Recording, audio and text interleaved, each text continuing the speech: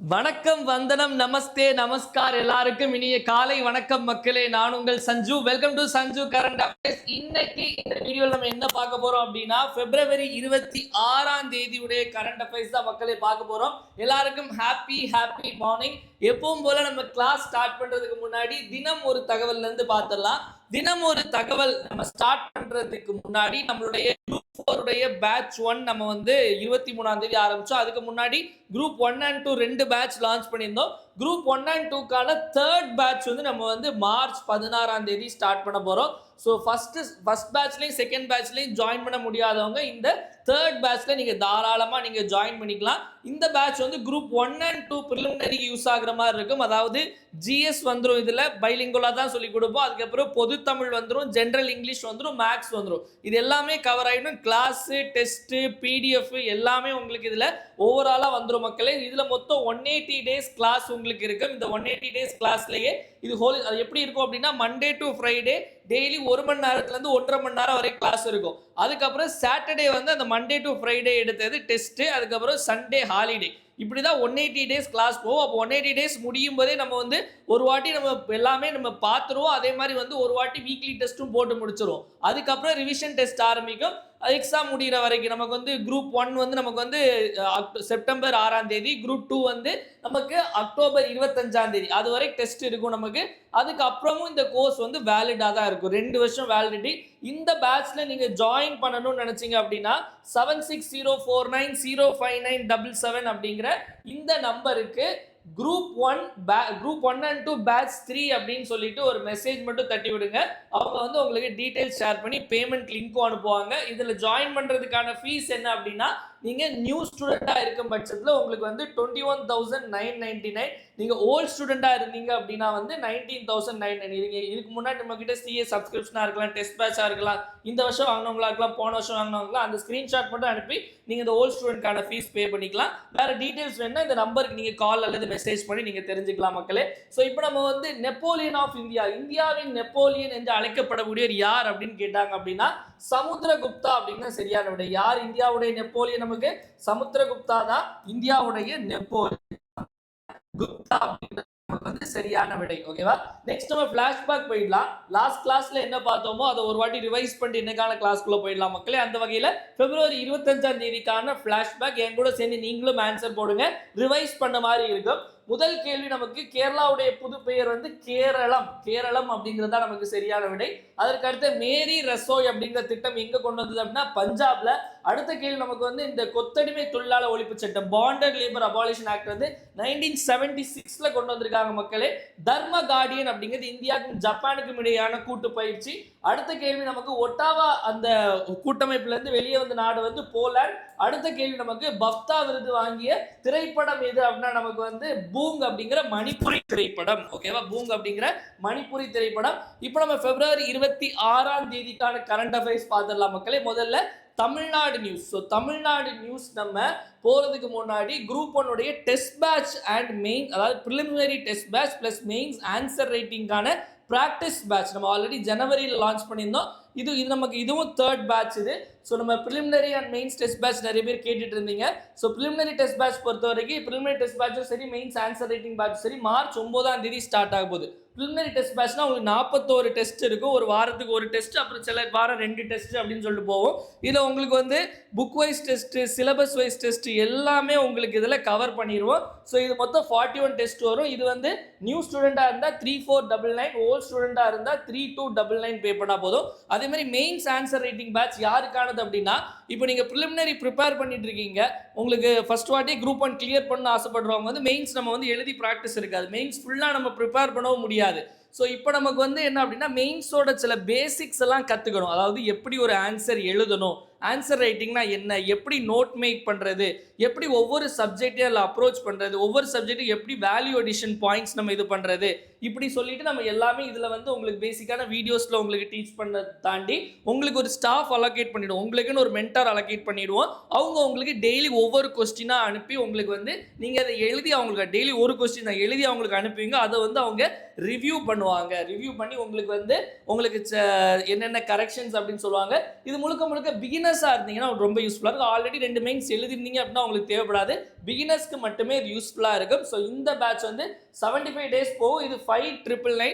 Volt ஸ்டூடெண்டாக இருக்கும் பட்சத்தில் 5799. இதே நீங்கள் ரெண்டும் சேர்த்து ஜாயின் பண்ணுறீங்க அப்படின்னா வந்து நீங்கள் காம்போல 7999 பே பண்ணிக்கலாம். இதே ஓல்ட் ஸ்டூடெண்டாக இருந்தீங்க அப்படின்னா 7499 பே பண்ணால் போதும். இல்லை ஜாயின் பண்ணோம் அப்படின்னா 7604905977 இந்த நம்பருக்கு வாட்ஸ்அப்பில் ஃபோக்கஸ் பேட்ச் அப்படின்னு சொல்லிட்டு ஒரு மெசேஜ் மட்டும் அனுப்புங்க. உங்கள் details and payment link share பண்ணுவாங்க. ஓகேவா? டன். இதோடைய ஸ்கெடியூல் நம்ம டெலிகிராம் குரூப்பில் இன்றைக்கி அப்டேட் பண்ணிவிடுவோம். நீங்கள் செக் பண்ணிக்கலாம் ப்ரிலிமினரியுடையது. இப்போ நம்ம கிளாஸ்க்குள்ளே போயிடலாம். ஓகேவா? அதாவது ரொம்ப ஒரு சந்தோஷமான நியூஸ்லேருந்து ஆரம்பிப்போம். என்ன சந்தோஷமான நியூஸ் அப்படின்னு பார்த்தீங்க அப்படின்னா, எங்கள் ஊரில் வந்து ஒரு ஐடி பார்க் வரப்போகுது, ஒரு டைடல் பார்க் வரப்போகுது அப்படின்னு சொல்லிட்டு நம்மளுடைய முதல்வர் வந்து அந்த அறிவிப்பு வச்சு ஒரு அடிக்கலும் நாட்டியிருக்காரு. ஒரு கல்லை வச்சுட்டு போயிட்டாரு. நேற்று எங்கள் ஊருக்கு வந்திருக்காரு. கன்னியாகுமரி மாவட்டத்துக்கு போயிருக்காரு, நாகர்கோவில் போயிருக்காரு. அங்கே போயிட்டு வந்து ஒரு கல்லை தூக்கி வச்சாச்சு. எதுக்கான கல் அப்படின்னா வந்து அங்கே வந்து ஒரு மினி டைடல் பார்க் வரப்போகுது. என்ன வரப்போகுது? Mini Tidel park. அது சின்ன ஊரில், அதனால வந்து மினி டைடல் பார்க் போதும். ஸோ மினி டைடல் பார்க் அப்படிங்கிறத நமக்கு வரப்போகுது. So where is the foundation ஸ்டோர்னா mini Tidel park. Mini Tidel பூங்காவின் அடிக்கல் எங்கு நாட்டப்பட்டது அப்படின்னா நமக்கு நாகர்கோவில். முன்னாடி ஒன்று அங்கங்கே இருக்கனால ஒன்று இது, பட் இங்கே இருக்குது அப்படிங்கிற தெரிஞ்சுக்கோங்க. ஏதாவது ஒரு 4 ஊர் கொடுத்துட்டு எங்கெல்லாம் மினி டைடல் பார்க் இருக்குது, இல்லை அடிக்கல் நாட்டப்பட்டது இல்லை அப்படின்னு சொல்லி கேட்டாங்க அப்படின்னா அதுக்கு சரியாக நம்ம ஆன்சர் போடுறதுக்கு ரெடியாக இருக்கணும். ஓகேவா? அது மட்டும் இல்லாமல் இந்த 3 ஊரில் திருநெல்வேலி, ஈரோடு, விருதுநகரில் டைடல் பார்க் அமைக்கிறதுக்கு வந்து அறிவிப்பு வெளியிட்டிருக்காங்க. ஸோ டைடல் பார்க் அமைக்கிறதுக்கு வந்து அறிவிப்பு வெளியிட்டிருக்காங்க. அதே மாதிரி இந்த மினி டைடல் பார்க், இந்த நியோ டைடல் பார்க்குலாம் சொல்கிறாங்கல்ல, அதாவது நம்ம தமிழ்நாட்டில் முதல்ல அந்த மினி டைடல் பார்க் அப்படிங்கிறது எங்கே அமைச்சாங்க அப்படின்னா ஃபஸ்ட்டு எப்போவுமே அந்த அதாவது சந்திரனை தொட்டது யார், ஆம்ஸ்ட்ராங் அப்படிங்கிற ஃபஸ்ட்டு யார் வந்து இது பண்ணாங்களோ அவங்களுடைய பேர் தான் பேசப்படும். அப்போ முதல்ல எங்கே இந்த மாதிரி ஒரு சின்ன டைடல் பார்க் ஓப்பன் பண்ணாங்க அப்படின்னா விழுப்புரம் மாவட்டத்தில் திருச்சிற்றம்பலம் அப்படிங்கிற ஒரு கிராமத்தில், விழுப்புரம் மாவட்டத்தில் திருச்சிற்றம்பலம் அப்படிங்கிற ஒரு கிராமத்தில் தான் நம்ம தமிழ்நாட்டினுடைய முதல் மினி டைடல் பூங்கா அப்படிங்கிறது வந்து இனாகிரேட் பண்ணாங்க. Tidel Park I am Venugopal from Tidel Park, I am Venugopal from Tidel சொல்லி டைடல்னா என்ன சார் அதை சொல்லுங்க முதல்ல அப்படின்னு சில பேருக்கு மைண்ட் வாய்ஸில் ஓடும். டைடல் பார்க்னா ஒன்றும் இல்லைவா, அதாவது ஒரு பெரிய ஒரு காம்ப்ளெக்ஸ் எடுத்துக்கோங்க, ஒரு பெரிய ஒரு பெரிய ஒரு மால்னு வச்சுக்கோங்க. அதில் வந்து ஃபுல்லாக ஐடி கம்பெனியாக இருக்கும். அதாவது ஃபுல்லாக ஐடி கம்பெனி எல்லாம் இருக்கக்கூடிய ஒரு இடம் தான் டைடல் பார்க். பார்க்னா பூங்கா இல்லை, எல்லாம் இருக்குது. அதாவது எல்லா கம்பெனியும் ஒரே இடத்துல இருக்கும், நிறைய கம்பெனி இருக்கும், அதாவது டைடல் பார்க் அப்படின்னு. ஸோ டைடல் அப்படிங்கிற வார்த்தையை நம்ம வந்து புணர்ச்சி விதிப்படி நம்ம பிரித்தோம் அப்படின்னா, புணர்ச்சி விதியெல்லாம் போட வேண்டாம், இதை வந்து என்ன அப்படின்னா 2ஆக பிரிக்கலாம். டிட்கோ ப்ளஸ் எல்காட் இந்த ரெண்டையும் சேர்த்து தான் டைடல் அப்படின்னு சொல்கிறாங்க. டிட்டு அப்புறம் இந்த ரெண்டையும் சேர்த்து டைடல். ஓகேவா? நம்ம தமிழ்நாட்டில் முதல்ல டைடல் பார்க் வந்து, அதாவது முதல்ல மினி டைடல் பார்க் வந்தது விழுப்புரம் மாவட்டத்தில் திருச்சிற்றம்பலம் அப்படிங்கிற கிராமத்தில். அதே இது முதல் டைடல் பார்க் எங்கே வந்து எப்போ வந்துச்சு அப்படின்னா 2000 சென்னையில் வந்துச்சு. இது நமக்கு பார்த்தீங்க அப்படின்னா 2024 வந்துடுச்சு. ஓகேவா? இதில் இந்த டைடல் டிட்கோனா என்ன அப்படின்னா Tamil Nadu industrial development corporation limited. So Tamil Nadu note பண்ணிக்கோங்க, Tamil Nadu industrial development corporation. Tamil Nadu தொழில்துறை மேம்பாட்டு கழகம், தமிழ்நாடு தொழில்துறை மேம்பாட்டு கழகம் தான் வந்து இந்த டிட்கோ அப்படிங்கிறது. இது 1965 ஆரம்பிக்கப்பட்ட ஒரு அமைப்பு, தமிழ்நாடு தொழில்துறை மேம்பாட்டு கழகம். எல்காட் அப்படிங்கிறது எலக்ட்ரானிக் கார்பரேஷன் ஆஃப் இந்தியா. என்ன corporation? Electronic corporation of Tamil Nadu மின்னணு கழகம் அப்படிங்கிறது தான் வந்து இந்த எல்காட் அப்படிங்கிறது. இது 1977 ஆரம்பிக்கப்பட்டது. அப்போ டைடல் பார்க் அப்படிங்கிறது டிட்கோவும் எல்காட்டும் சேர்ந்து பண்ணதான் டைடல் பார்க். அதனால தான் டைடல், டிட்கோ பிளஸ் எல்காட் டைடல். ஓகேவா? ஸோ டைடல் பார்க், முதல் டைடல் பார்க் 2000 சென்னையில் வந்துச்சு. முதல் மினி டைடல் பார்க் வந்து விழுப்புரம் திருச்சிற்றம்பலத்தில் 2024 வந்துச்சு. இப்போ எங்கள் ஊர்லேயும் ஒரு கல்லை வச்சுட்டு போயிட்டாரு. ஓகேவா? ஸோ நெக்ஸ்ட் ஒரு விஷயம் மறக்காமல் பண்ண வேண்டிய என்னது, கமெண்ட் செக்ஷனில் போயிட்டு நீங்கள் நம்ம கிளாஸுடைய அட்டண்டன்ஸ் என்ன, உங்களுடைய நேமு, நீங்கள் என்ன ஆகணும்னு ஆசைப்படுறீங்க அப்படிங்கிறத கமெண்ட் செக்ஷனில் முதல்ல கமெண்ட்டை போடுங்க. Example Sanju deputy collector, Sanju DSP, Sanju VAO, Sanju income tax officer, அது மாதிரி வந்து உங்களுக்கான ஒரு ஆசை இருக்கும்ல. ஸோ அந்த ஆசை என்ன அப்படிங்கிறது கமெண்ட் செக்ஷனில் கமெண்ட் பண்ணுங்க. நம்ம டெய்லி போட்டு இருந்தோம்னா ஒரு நாள் அது நிறைவேறும். ஏன்னா 2-3 ஸ்டூடெண்ட்ஸ் வந்து சார் பாருங்க நான் வந்து அன்னைக்கு போட்டேன் இன்னைக்கு வந்துடுச்சுன்னு சொல்லி எனக்கு மெசேஜ்லாம் பண்ணியிருக்காங்க. நான் வேணா உங்களுக்கு காமிச்சு தரேன். ஓகேவா? டன். ஸோ இது நோட் பண்ணிக்கோங்க மக்களே. நெக்ஸ்ட் போயிடலாம். நெக்ஸ்ட் தேசிய செய்திகள் போயிடலாம். அப்படியே நேஷனல் நியூஸ் போயிட்டோம்ல நேராக இப்போ உங்க எல்லாரையும் பேங்குக்கு கூட்டிட்டு போறேன். எந்த பேங்குக்கு போறோம் அப்படின்னா நம்ம வந்து ரிசர்வ் பேங்க் ஆஃப் இந்தியா, அதாவது பேங்க்கெல்லாம் பேங்க்ஸ் ஆஃப் பேங்க் அப்படின்னு சொல்லுவாங்க. சென்ட்ரல் பேங்க் ஆஃப் இந்தியா அப்படின்னு சொல்லுவாங்க.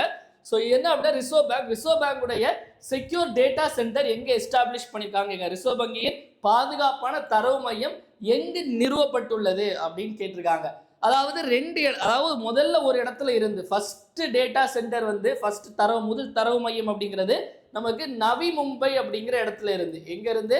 நவி மும்பை அப்படிங்கிறது எங்க இருக்கு அப்படின்னா மகாராஷ்டிரால இருக்குதான். மகாராஷ்டிரா இருக்கக்கூடியதான் நவி மும்பை அப்படிங்கிறது. அதை இப்போ ரெண்டாவதா எங்க ஓபன் பண்ணியிருக்காங்க அப்படின்னா நமக்கு ஒடிசா மாநிலத்தில், ஒடிசால வந்து புவனேஸ்வர், ஒடிசாவுடைய தலைநகரமான புவனேஸ்வர்ல தான் இதை இனாகிரேட் பண்ணியிருக்காங்க. புவனேஸ்வர்ல தான் வந்து இதை இனாகிரேட் பண்ணியிருக்காங்க. ஓகேவா? இதை ஞாபகம் வச்சுக்கோங்க. ரெண்டாவது தரவு மையம் தான் புவனேஸ்வர். முதல் தரவு மையம் வந்து எங்க ஆல்ரெடி முன்னாடியே இருக்கு அப்படின்னா நவி மும்பை, மகாராஷ்டிரால.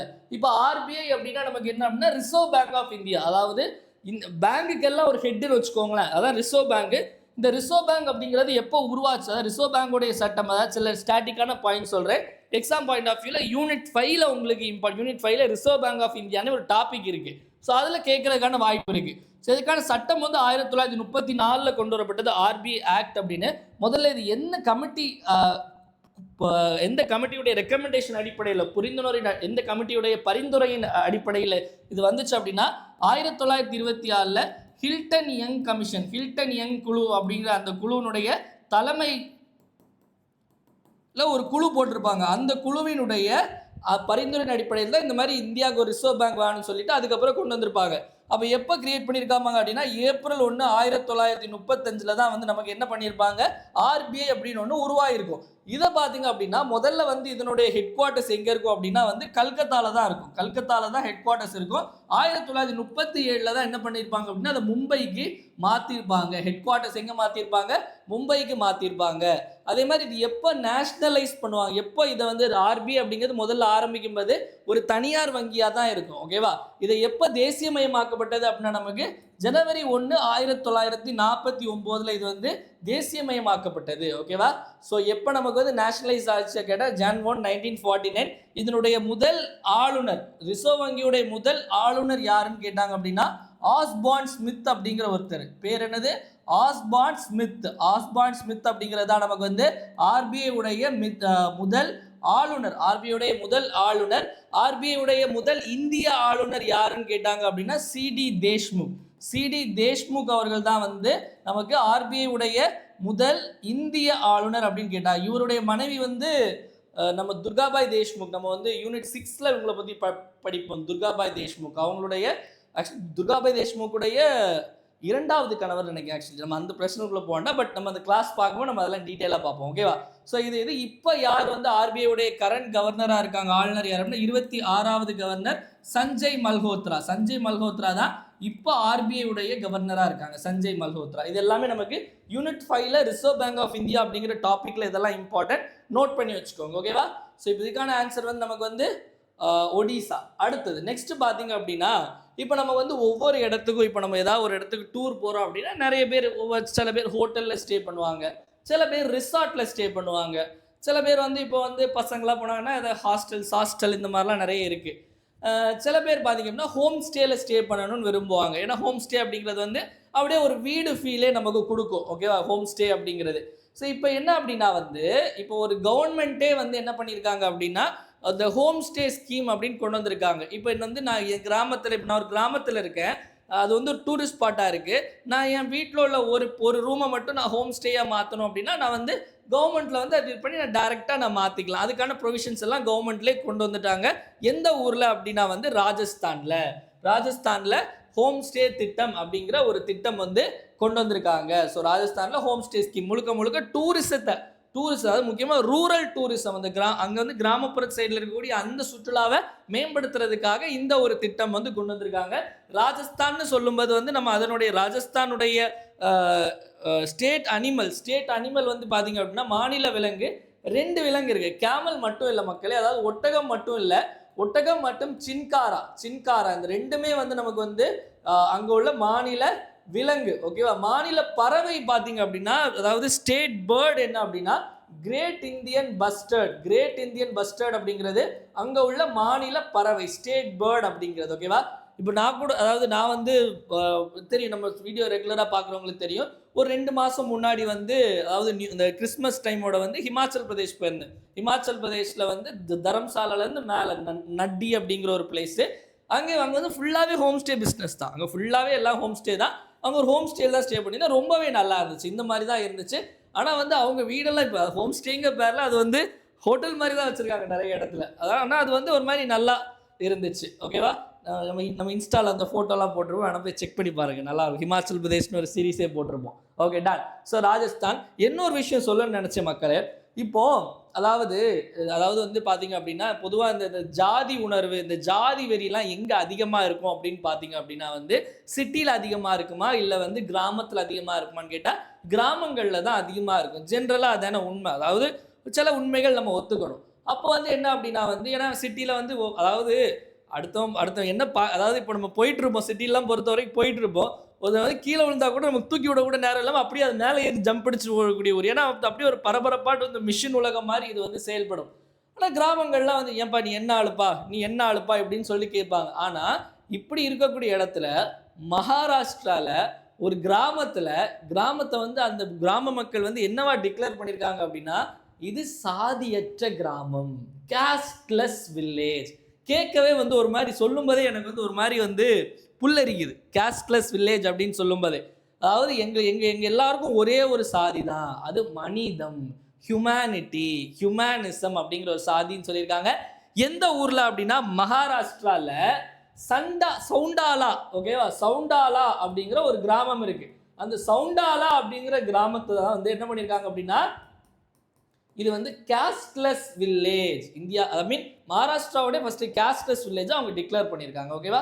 இதே ஞாபகம் வச்சுக்கோங்க. நம்ம எக்ஸாம் பாயிண்ட் ஆஃப் வியூவில் நமக்கு மேபி எஸ்எஸ்சி போன்ற எக்ஸாமில் கேட்கலாம். அதே மாதிரி இன்னொரு முக்கியமான விஷயம் வந்து என்ன அப்படின்னா, அதாவது தமிழ்நாட்டினுடைய ஒரு மூத்த அரசியல்வாதி அப்படின்னு சொல்ல தாண்டி ஒரு பொது உடைமையாளர் அப்படின்னு சொல்லலாம். தோழர் நல்லக்கண் அவர்கள் வந்து நேற்று மதியம் வந்து இயற்கை எய்திட்டார். 101 வயசு. உண்மையிலே வந்து அவருக்கு வந்து நம்மளுடைய செவ்வணக்கம் அப்படிங்கிறது தான். பெரிய அளவுக்கு எனக்கு கம்யூனிஸ்ட் சித்தாந்தங்கள் மேலே அந்த அளவுக்கு எனக்கு நம்பிக்கை கிடையாது. அதுக்குன்னு சொல்லி சார் நீங்கள் ரைட் விங்கான்னு கேட்காதீங்க. அது என்ன பொறுத்த வரைக்கும் ஒரு ஃபெயில்டு ஐடியாலஜி. அதாவது கம்யூனிஸ்ட் கட்சிகள் வந்து ரூல் பண்ணக்கூடிய இடத்துல எல்லாம் வந்து எல்லாருக்கும் எல்லாம் கிடைக்குதான்னு கேட்டால் கிடைக்கல. ஜஸ்ட் வந்து ஒரு புக்கில் வந்து எல்லாருக்கும் எல்லாம் இந்த மாதிரி தியரிட்டிக்கலாக படிக்கிறதுக்கு ரொம்ப நல்லா இருக்குது. ஆனால் ப்ராக்டிக்கலாக வந்து அந்த தலைவர்கள் யாரும் அதை வந்து செயல்படுத்தலை. அது சைனாவில் உள்ள கம்யூனிசமாக இருக்கலாம், இல்லை கேரளாவில் உள்ள கம்யூனிசமாக இருக்கலாம். சைனா வந்து இன்னைக்கு முழுக்க வந்து ஒரு கேபிட்டலிஸ்ட் நாடாக மாறிட்டே வருது. அதாவது முதலாளித்துவ நாடாக மாறிட்டு வருது. கிட்டத்தட்ட அப்படி தான் இருக்குது. நம்ம கேரளாவில் வந்து நம்ம கம்யூனிஸ்ட் கவர்மெண்ட் ஆளுன்னு சொல்லலாம். அங்கே இருக்கிறத விட இங்கே, அதாவது தமிழ்நாட்டில் நடக்கக்கூடிய ஊழலை விட அங்கே பயங்கரமான ஊழல், அதாவது தங்க கடத்தல், சிலை கடத்தல், இந்த மாதிரி பயங்கரமான ஊழல் வந்து அங்கே உள்ள சீஃப் மினிஸ்டர் மேலேயே வந்து சில அலிகேஷன்ஸ் இருக்குது. ஓகே, சில ப்ரூவன் அலிகேஷன்ஸ் கூட சில விஷயங்கள் இருக்குது. அதனால் அதே மாதிரி நம்ம தமிழ்நாட்டை எடுத்துக்கோங்க. தமிழ்நாட்டில் வந்து கம்யூனிஸ்ட் ஐடியாலஜி அப்படின்னா வந்து அப்போ நீங்கள் எல்லாருக்குமா போராடணும். நீங்கள் வந்து இங்கே வந்து தூய்மை பணியாளர்கள் அவ்வளோ கஷ்டப்பட்டாங்க. எத்தனை கம்யூனிஸ்ட், இந்திய கம்யூனிஸ்டாக இருக்கட்டும், மார்க்சிஸ்ட் கம்யூனிஸ்டாக இருக்கட்டும், யார் போய் போராடினாங்க? அங்கே கொடுக்கக்கூடிய 2 சீட்டுக்கு 4 சீட்டுக்கு வந்துட்டு அவங்க பின்னாடி போயிட்டு அவங்களுக்கு வந்து ஜிங்சாக் தட்டிட்டு இருக்கக்கூடிய ஒரு ஐடியாலஜியாக தான் ப்ராக்டிக்கலாக இருக்குது. புக்கில் படிக்க ரொம்ப நல்லா இருக்கும், எல்லாருக்கும் எல்லாம் அது இதுன்னு இருக்கும். ஆனால் வந்து ப்ராக்டிக்கலில் வந்து அதை செயல்படுத்த முடியாத ஆட்கள்லாம் இங்கே இருக்காங்க. ஓகே, அதுக்குள்ளே நம்ம போக வேண்டாம். அப்படி இருக்க மத்தியில் அவருடைய கொள்கை வந்து ஒரு நல்ல கொள்கையை சூஸ் பண்ணார். ஒரு காலத்தில் அவர் வந்து நல்லா, அதுக்கப்புறம் அதாவது சில காலங்களுக்கு அப்புறம் அவரால் செயல்பட முடியலை. ஓகே, அவருக்கு நம்மளுடைய வணக்கம், ரெஸ்ட் இன் பீஸ். ஓகே, அடுத்த போயிடலாம் மக்களே. நெக்ஸ்ட் பார்த்துடலாம். நெக்ஸ்ட் பார்த்தீங்க அப்படின்னா அவார்ட்ஸ் போயிடலாம். ஸோ அவார்ட்ஸில் பார்த்தீங்க அப்படின்னா திடீர்னு பார்த்து டக்குன்னு யாரும் மோடி அவர்களுக்கு யாரோ தாலி கட்டுறாங்கன்னு நினச்சிடாதீங்க. அவருக்கு வந்து மெடல் போட்டு விடுறாங்க. ஓகேவா? என்ன மெடல் அப்படின்னா, அதாவது வந்து மோடி அவர்கள் வந்து எப்படி நம்மளுடைய முதல்வர் வந்து எங்கே போனார் அப்படின்னா வந்து கன்னியாகுமரி, எங்கள் ஊருக்கு போனார். நாளைக்கு வந்து கோயம்புத்தூர் போகிறாரு. பிரதமர் எங்க போயிருந்தார் அப்படின்னா இஸ்ரேல் போயிருந்தார். இஸ்ரேல் வந்து ஆல்ரெடி இஸ்ரேல் அவர் போனார்னு சொல்லி தான் வந்து எப்ஸ்டீன் ஃபைல்ஸ் அப்படிங்கிற ஃபைல்ஸ்ல இஸ்ரேல் அவர் டான்ஸ் ஆடினார் அப்படின்லாம் போட்டிருந்தார். எதை மீன் பண்ணி போட்டாங்கன்னு தெரியல. ஸோ இந்த மாதிரி போகும்போது மறுபடியும் அவர் வந்து இஸ்ரேல் போயிருக்கார். இஸ்ரேல் போனது மட்டும் இல்லாமல் இஸ்ரேலுடைய நாடாளுமன்றத்துக்கு போயிருக்கார். நாடாளுமன்றத்தில் போய் உரையாற்றியிருக்காரு. அது மட்டும் இல்லாமல் இன்னொரு முக்கியமான விஷயம் அப்படின்னா இஸ்ரேலுடைய நாடாளுமன்றத்தை வந்து நெசட் அப்படின்னு சொல்லுவாங்க. நெசட், ஓகேவா, நெசட் அப்படின்னு.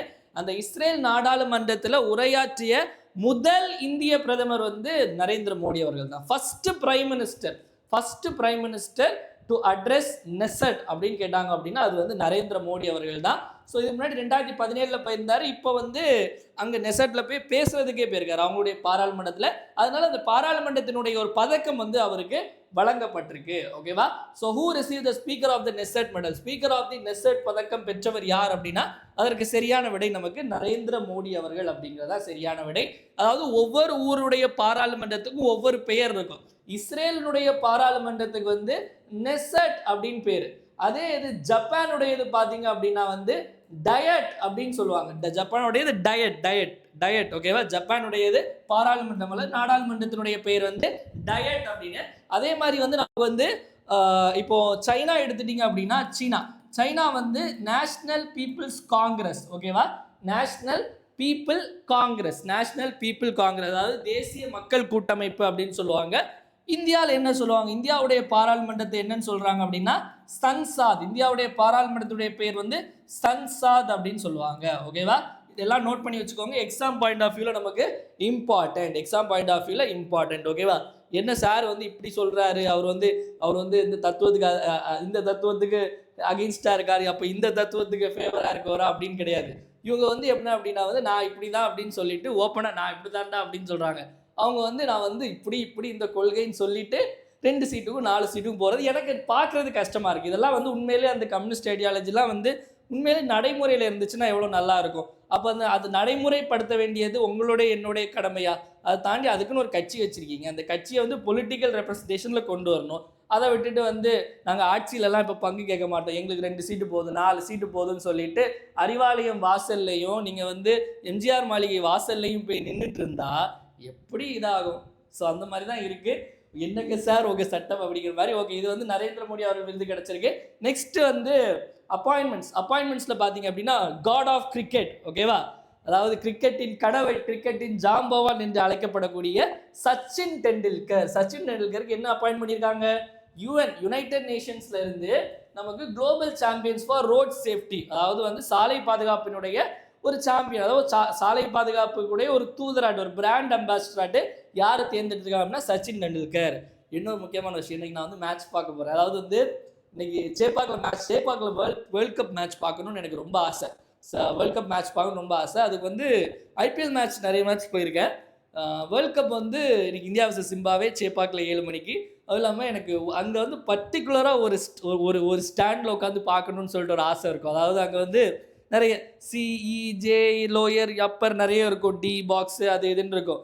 அதில் இப்போ சமீபத்தில் வந்து கலைஞர் கருணாநிதி ஸ்டாண்ட் ஒன்று ஓப்பன் பண்ணாங்க. அதில் அந்த கேஎம்கே லோயர் அப்படிங்கிறது வந்து ஒரு மாதிரி ஒரு போஸ்டான ஒரு இது. அங்கே அது வியூ நல்லா இருக்கும், பிளேஸ் டகோட் அங்கேருந்து பார்க்கணுன்னு ரொம்ப ஆசை. அதாவது முன்னாடி ஐபிஎல்ல யோசிப்பேன், இங்கேருந்து எப்படியாவது பார்க்குறேன். டிக்கெட் ரேட்டும் கொஞ்சம் அதிகம். டிக்கெட் ரேட் அதிகம் தாண்டி அது சேலுக்கே வராது, அதுதான் முக்கியம். ஸ்பான்சர்ஷிப் டிக்கெட் அந்த மாதிரி. ஆனால் வந்து கடவுள் புண்ணியத்தில் இந்த வாட்டி வந்து 2 டிக்கெட் கிடச்சிருக்கு. ஸோ இன்றைக்கு வந்து கேஎம்கே லோயர் ஸ்டாண்டில் வச்சு அந்த மேட்ச் பார்க்க போகிறேன். அங்கே போயிட்டு நான் முடிஞ்சால் உங்களுக்கு வீடியோ எடுத்து போடுறேன். யாராவது சேப்பாக்கில் இருந்தீங்க அப்படின்னா நம்ம மீட் பண்ணலாம், ஓகேவா? டன். ஸோ நெக்ஸ்ட் போயிடலாம் மக்களே. நெக்ஸ்ட் பார்த்தீங்க அப்படின்னா நம்மளுடைய சஞ்சு சப்ஸ்கிரிப்ஷன் பற்றி பார்த்துடலாம். சஞ்சு சப்ஸ்கிரிப்ஷன் அப்படின்னா புது ஸ்டூடெண்ட் யாராவது வந்துறீங்கன்னா சொல்கிறேன், சிம்பிள். அதாவது நீங்கள் டிஎன்பிசி ப்ரிப்பேர் பண்ணுறீங்க அப்படின்னா நமக்கு வந்து ஸ்கூல் புக் படிப்பீங்க, அவுட் சோர்ஸ் புக் படிப்பீங்க. அது தாண்டி நமக்கு நிறைய கேள்விகள், current affairs, schemes, policy notes, Tamilarasu magazine, TNDIPR, budget, economic survey, இந்த மாதிரி விஷயங்கள்லேருந்து வரும். இது எல்லாத்தையும் சேர்த்த ஒரு பேக்கேஜ் தான் சஞ்சு சப்ஸ்கிரிப்ஷன் அப்படிங்கிறது. அப்போ இது வந்து நமக்கு வந்து ஒரு கட் ஆஃப் அப்படிங்கிற, நமக்கு வந்து நீங்கள் ஒரு 150 மார்க் ஸ்கோர் பண்ணுறீங்க அப்படின்னா இது வந்து உங்களுக்கு ஒரு 170 கொஸ்டின்ஸ் உங்களை போட வைக்கக்கூடியது. எக்ஸ்ட்ரா ஒரு 20 கொஸ்டின் ஆனால் அந்த 20 கொஸ்டின் தான் உங்களுடைய மார்க்கையும் ரேங்கையும் உங்களை எட்ஜ் பண்ணுறதா இருக்கும். ஸோ நீங்கள் ப்ரிப்பேர் பண்ணுறீங்க அப்படின்னா வந்து எப்படி நீங்கள் school book outsource book preference கொடுக்கீங்களோ அதே மாதிரி இதில் நம்ம வந்து ஒவ்வொரு வீக்கும் ஒவ்வொரு மந்த்தும் அனுப்புறதையும் நீங்கள் ப்ராப்பராக படிச்சிங்க அப்படின்னா ஷுவர் ஷாட்டாக நல்ல ரேங்க்கும் கிடைக்கும். ஒரு வே அஹெடாக நீங்கள் ப்ரிலிம்ஸும் கிளியர் பண்ணலாம். ஓகேவா? ஸோ இதில் வந்து என்னெல்லாம் ப்ரொவைட் பண்ணுறோம் அப்படின்னா அக்டோபர் 2025 செப்டம்பர் 2026 வரைக்கும் weekly CA PDF and test. So last year நம்ம இது மட்டும் தான் ப்ரொவைட் பண்ணோம். இதை மட்டும் வந்து 98% ஆஃப் த கரண்ட் அஃபேர்ஸ் கேள்வி வந்து ப்ரூஃப் நீங்கள் செக் பண்ணி பார்த்துக்கலாம். லாஸ்ட்டாக செப்டம்பர் 28 நடந்த ப்ரிலிமினரி எக்ஸாமில் 75 ஜிஎஸ் கேள்விகள் 17 கேள்விகள் நம்மளுடைய மெட்டீரியல்லேருந்து அப்படியே வந்துச்சு. நீங்கள் அது ப்ரூஃப் வீடியோ கூட போட்டுருப்போம், எங்கே இருந்துன்னு செக் பண்ணிக்கலாம். இப்போ அதை தாண்டி நிறைய விஷயங்கள், ஒரு மாதத்துக்கு 10 தமிழ்நாடு ஸ்கீம், அப்போ இந்த 1 இயர் சப்ஸ்கிரிப்ஷன் 120 ஸ்கீம் வந்துடும். 10 சென்ட்ரல் கவர்மெண்ட் ஸ்கீம், ஓவராலாக 120 சென்ட்ரல் கவர்மெண்ட் ஸ்கீமு, 12 மாதம் தமிழரசு மேக்ஸினுடைய ஜிஸ்ட்டு, பாலிசி நோட்ஸ் முக்கியமான 12 டிபார்ட்மெண்ட் உடையது, அதாவது 300-400 பேஜ் இருக்குது, சுருக்கி 10லேருந்து 20 பேஜுக்குள்ளே கொடுப்போம். TNDA daily quiz compilation. அது மட்டும் இல்லாமல் உங்களுக்கு வந்து இது budget economics survey, union budget, state budget, economics survey ரெண்டுமே வந்துடும். ஸோ இது வந்து மெட்டீரியல் தமிழ்லையும் இருக்கும் இங்கிலீஷ்லையும் இருக்கும். மக்கள் இதில் ஜாயின் பண்ணணும்னு நினச்சிங்க அப்படின்னா 7604905977 அப்படிங்கிற இந்த நம்பருக்கு சஞ்சு சப்ஸ்கிரிப்ஷன் அப்படின்னு சொல்லிட்டு ஒரு மெசேஜ் மட்டும் வாட்ஸ்அப்பில் தட்டி விடுங்க. அவங்க பேமெண்ட் லிங்க் அனுப்புவாங்க. அதில் 999 மட்டும் நீங்கள் பே பண்ணி நீங்கள் ஜாயின் பண்ணிக்கலாம்.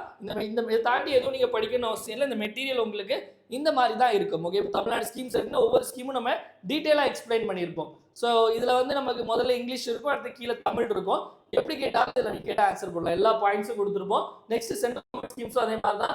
பாலிசி நோட்ஸ் இந்த மாதிரி நமக்கு ஒவ்வொன்றும் பாயிண்ட் வைஸ் நம்ம கொடுத்துருப்போம். புதுசாக பாலிசி நோட்ஸ் வரும்போது நம்ம அந்த பாயிண்ட்ஸை ஆட் ஆன் பண்ணிவிடுவோம். இதுலேயும் பைலிங்குவலாக இருக்கும். தமிழரசு மேகசினும் அதே மாதிரி தான். 80 பேஜ் கிட்ட இருக்கும். நம்ம சுருக்கி 12 பேஜுக்கு நம்ம என்ன தேவையோ அதை மட்டும் கொடுத்துருப்போம். இதுவும் பைலிங்குவலாக இருக்கும். டிஎன்டிஏபிஆர் குவிஸும் நம்ம வந்து இந்த மாதிரி ஒர்க் ஷீட் மாதிரி கொடுத்துருப்போம். கரண்ட் அஃபேர்ஸ் பொறுத்த வரைக்கும் நம்ம கிளாஸில் எடுக்கிற கண்டென்ட்டு, சொல்கிற எக்ஸ்ட்ரா பாயிண்ட்ஸு, இன்னும் நிறைய ஆடட் பாயிண்ட்ஸ் போட்டு தான் ரெடி பண்ணியிருப்போம். இதுவும் பைலிங்குவல். டெஸ்ட் பொறுத்த வரைக்கும் ஒரு வாரத்தில் 25 கேள்விகள் இருக்கும் மக்களே. 25 கேள்விகளுமே பார்த்தீங்க அப்படின்னா கரண்ட் அஃபேர்ஸ் சார்ந்த ஜிஎஸ் கேள்விகள், ஸ்டாட்டிக் ஜிகே, அதே மாதிரி இப்போ ட்ரெண்டில் கேட்குற மாதிரியான உங்களுக்கு அப்ரிவியேஷன், இந்த மாதிரி கேள்விகள் தான் உங்களுக்கு இருக்கும். ஓகேவா? ஸோ ஜாயின் பண்ணணும்னு நினைக்கிறவங்க இந்த நம்பருக்கு மெசேஜ் பண்ணிட்டு பேமெண்ட் பண்ணி ஜாயின் பண்ணிக்கலாம். நெக்ஸ்ட் பார்த்தீங்க அப்படின்னா நமக்கு தினமொரு திட்டம். தினமொரு திட்டத்தில் இன்னைக்கு பார்க்கக்கூடிய திட்டம் வந்து குட்டி காவலர் திட்டம். அது என்ன குட்டி காவலர் திட்டம் அப்படின்னா இது 2022 கொண்டு வரப்பட்ட ஸ்கீம். ஓகேவா? 2022 நமக்கு கொண்டு வந்துட்டாங்க. அக்டோபர் 12, 2022. இது சிம்பிளாக சொல்லணும் அப்படின்னா நம்மளுடைய தமிழ்நாடு அரசு, தமிழ்நாடு கவர்மெண்ட்டும் கோயம்புத்தூரில் இருக்கக்கூடிய உயிர் அப்படிங்கிற ஒரு அறக்கட்டளை, உயிர் தமிழ்நாடு அரசும் கோயம்புத்தூர் சேர்ந்த உயிர் அறக்கட்டளையும் சேர்ந்து ஆரம்பித்த ஒரு திட்டம் இது. அதாவது 3ஆம் வகுப்புலேருந்து 8ஆம் வகுப்பு வரைக்கும் படிக்கக்கூடிய மாணவர்களை வந்து ரோட் சேஃப்டி முழுக்க வந்து இந்த ரோட்ஸ் சாலை பாதுகாப்பில் வந்து விழிப்புணர்வு கொண்டு வரணும் அப்படிங்கிறதுக்காக அவங்கள சூஸ் பண்ணிவிட்டு அவங்கள கொஞ்சம் பேரை தேர்ந்தெடுத்துட்டு அவங்களுக்கு சாலை பாதுகாப்பு, அந்த சின்ன பசங்கள்லாம் வந்து இந்த ஸ்டாப்னு வைக்கிறது, இப்படி வைக்கிறது, அந்த மாதிரி விஷயங்கள்லாம் இருக்குல்ல, அது மாதிரி அவங்களுக்கு சாலை பாதுகாப்புன்னு என்னென்னு சொல்லி கொடுக்குறது, அவங்கள வந்து அதனுடைய தூதராகவே ஆக்கிடுவாங்க, பிராண்ட் அம்பாசிடராட்டு. ஸோ அந்த மாதிரி சாலை பாதுகாப்பு சம்மந்தப்பட்ட திட்டம் தான் வந்து இந்த குட்டி காவலர் திட்டம் 2022 ஆரம்பிக்கப்பட்டது. கமெண்ட்ரி ஆன்சேஷனில் நேற்று கேட்ட கேள்விக்கான சரியான விடை பப்ளிக் அக்கௌண்ட்ஸ் கமிட்டி, பொது கணக்கு குழு. இன்னைக்கான கேள்வி, இந்த கேள்வி வந்து இனிமேல் நம்ம பார்க்கக்கூடிய எல்லா கேள்விகளும் வந்து இனிமேல் வரக்கூடிய காலங்களில் இப்போ லாஸ்ட்டாக அசிஸ்டன்ட் பப்ளிக் ப்ராசிக்யூட்டர் எக்ஸாமில் கேட்கப்பட்ட கேள்வி. அந்த எக்ஸாம் வந்து 2 வாரம் முன்னாடி தான் நடந்துச்சு. 25ஆம் தேதி ஆன்சர் கீ ரிலீஸ், 24ஆம் தேதி ஆன்சர் கீ ரிலீஸ் பண்ணியிருக்காங்க. ஸோ அதில் வந்து நிறைய கரண்ட் அஃபேர்ஸ் கேள்விகள் வந்திருந்து. அந்த கரண்ட் அஃபேர்ஸ் கேள்விகள் வந்து அனைத்தும் நம்மளுடைய மெட்டீரியலில் தான் வந்து அதனுடைய ப்ரூஃப் வீடியோவும் நான் வந்து ஒவ்வொன்றா நான் இறக்குறேன். ஓகேவா? அது பிரகதி அப்படிங்கிற ஒரு பிளாட்ஃபார்ம் வந்து கேட்டிருப்பாங்க. சிலவங்க பார்க்க ஒரு ஸ்டூடெண்ட் கூட சார் இதெல்லாம் நீங்கள் எடுத்திருக்கீங்களா அப்படின்னு கேட்டாங்க. அவருக்கு அப்படியே எடுத்து போட்டேன். அதாவது வந்து மொத்தமே வந்து நம்ம ஒரு 3 பாயிண்ட் கொடுத்துருக்கோம். அதாவது இல்லை மொத்தமே ஒரு 3 பாயிண்ட் கொடுத்துருக்கோம். அவன் எக்ஸாமில் 4 பாயிண்ட் கொடுத்துருக்கான். நம்ம என்ன அந்த நம்ம கொடுத்த 3 பாயிண்ட் அப்படியே இருக்குது. அந்த 3 பாயிண்ட் மட்டும்தான் கரெக்டு, அந்த ஒன்று தப்பு. அப்படி தான் இருந்துச்சு, நம்ம அப்படி தான் கொடுத்துட்டு இருந்தோம். ஸோ அது நான் ப்ரூஃபோட காமிக்கிறேன். இப்போ இன்னைக்கான கேள்வி, dash was used to circulate in North India to convey message about the revolt prior to the revolt of 1857. 1857ஆம் ஆண்டு கழகத்திற்கு முன்பு கிளர்ச்சியை பற்றிய செய்திகளை வட இந்தியாவில் பரப்புவதற்காக டேஷ் பயன்படுத்தப்பட்டது. ஏ சப்பாத்தி, பி பனை ஓலை, சி தாமரை மலர், டி மயில் இறகுகள். சரியான ஆன்சர். இப்படியும் கேள்விகள் இப்படி தான், இப்போ உள்ள கேள்விகள் ட்ரெண்ட் இப்படி தான் இருக்குது. ஸோ நீங்கள் வந்து என்ன ஆன்சர் அப்படிங்கிறத மறக்காமல் கமெண்ட் செக்ஷனில் கமெண்ட் பண்ணுங்கள். அப்படியே இந்த போகிறதுக்கு முன்னாடி அந்த ஒரு லைக்கை மட்டும் அப்படியே ஒரு வாட்டி ப்ரெஸ் மட்டும் பண்ணிட்டு போயிடுங்க. ஓகேவா? ஸோ நெக்ஸ்ட் பார்த்தீங்க அப்படின்னா நம்முடைய சஞ்சு கரண்ட் அஃபேர்ஸ் அப்படிங்கிற டெலிகிராம் சேனல் இருக்கு மக்களே. இந்த டெலிகிராம் சேனல் லிங்க் நான் கீழே டிஸ்கிரிப்ஷனில் கொடுத்துருக்கேன். இல்லை டெலிகிராமில் போய் சஞ்சு கரண்ட் அஃபேர்ஸ்ன்னு டைப் பண்ணாலும் வரும். இல்லை டெய்லி கரண்ட் அஃபேர்ஸ் குவிஸ் போடுவோம். அதே மாதிரி Dinamani news paper cutting, Hindu news paper cutting, அதே மாதிரி உங்களுக்கு வந்து பிஒய்க்கியுடைய ஒரு ஃப்ரீ டெஸ்ட் சீரிஸ் ஈவினிங் நம்ம போடுவோம் டெய்லி 20 கொஸ்டின். அதையும் மறக்காம அட்டன் பண்ணுங்க. இன்னும் எக்ஸாம்ஸ் அந்த நிறைய விஷயங்கள் அதில் போஸ்ட் பண்ணோம், மறக்காம ஃபாலோ பண்ணிக்கோங்க. இவ்வளோ நேரம் நிறைய விஷயங்கள் பார்த்தோமா? ஒரு டைம் நம்ம எல்லாரும் ரிப்பீட் பார்த்தலாம். என் கூட சேர்ந்து நீங்களும் ஆன்சர் போடுங்க. மினி டைடல் பூங்கா எங்க ஊர் நாகர்கோவில்ல. அடுத்து வந்து ஆர்பிஐடைய செக்யூர் டேட்டா சென்டர் அப்படிங்கிறது நமக்கு வந்து ஒடிசால ஆரம்பிச்சிருக்காங்க. ஹோம் ஸ்டே திட்டம் வந்து ராஜஸ்தான். அதற்கு அடுத்தது நெசட் மெடல் வந்து நமக்கு நரேந்திர மோடி அவர்களுக்கு வழங்கப்பட்டிருக்கு. Next global champion road safety வந்து சச்சின் டெண்டுல்கர் அப்படிங்கிறதா சரியான விடை. வீடியோவோட எண்டுக்கு வந்தாச்சு மக்களே. வீடியோ பிடிச்சிருந்தா மறக்காம லைக் பண்ணுங்க, உங்க ஃப்ரெண்ட்ஸ் எல்லாருக்கும் ஷேர் பண்ணுங்க. வீடியோ யூஸ்ஃபுல்லாக நினைச்சீங்க அப்படின்னா மறக்காம கமெண்ட் செக்ஷன்ல வீடியோ எப்படி இருந்துச்சு அப்படிங்கிறத கமெண்ட் பண்ணுங்க. ஏன்னா உங்களுடைய கமெண்ட்ஸ் தான் என்னுடைய பூஸ்ட், போனிட்டா, ஹார்லிக்ஸ், மைலோ, காம்ப்ளன் எல்லாமே. அதனால மறக்காம கமெண்ட் செக்ஷன்ல கமெண்ட் பண்ணுங்க. டெலிகிராம்ல போடுற குவிஸ் எல்லாம் மறக்காம அட்டன் பண்ணுங்க மக்களே. மீண்டும் நாளை காலை 7 மணி கரண்ட் அஃபேர்ஸ் கிளாஸ் சந்திப்போம். நன்றி, வணக்கம். இந்த நாள் இனிய நாளாக அமையட்டும். வாழ்க தமிழ், வளர்க தமிழ்நாடு.